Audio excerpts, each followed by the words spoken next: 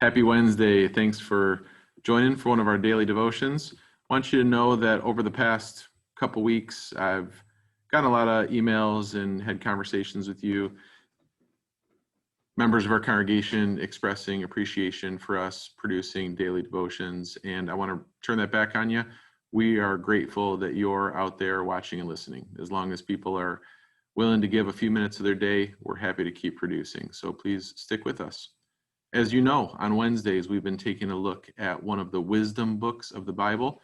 We are especially looking at the book of Proverbs.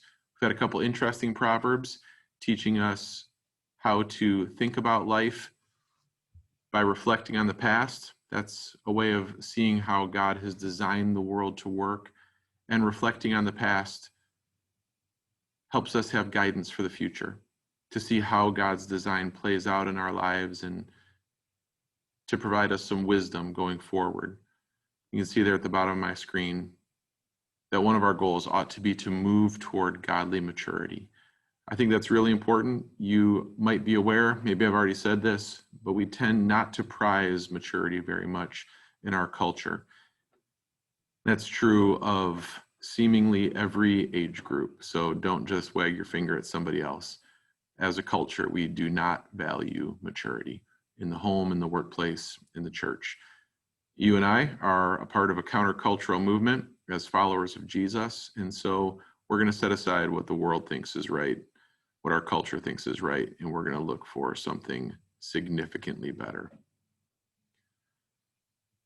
Our proverb for today is going to remind us that a lesson that we still need to learn is something that God has been teaching forever. If we had ears to hear and eyes to see and hearts to believe the things that God has been teaching us, we'd be so much better off. I want you to know the reason why this proverb jumped off the page at me today is because I was thinking about, I can't remember if that was last Friday. I think last Friday, someone in our country won a lottery award of somewhere in the neighborhood of $1 billion. You probably are aware that every time someone wins a huge jackpot, there are all sorts of stories about how difficult that can be for people to manage, that it can often cause broken relationships, and what comes to people they think as a gift ends up being a real struggle. Here's the proverb. Proverbs 13 verse 11 says this: "Wealth gained hastily will dwindle, but whoever gathers little by little will increase it."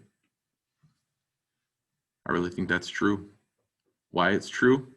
Probably all sorts of ways to answer that. I was thinking about when you gather little by little, you aren't just appreciative of the end result. You're also appreciative of the work, the strength that God gives you to do the work. I think that's really true. We might want all things to be dropped on our porch as gifts from God, the way manna was given to the people as they wandered through the wilderness. But remember, God fed them every day, and they learned to not appreciate it. They became entitled pretty quickly. When we gather little by little, we're thankful for the work that God gives and the strength to do it. I think that's right. Here's our closing prayer about wisdom.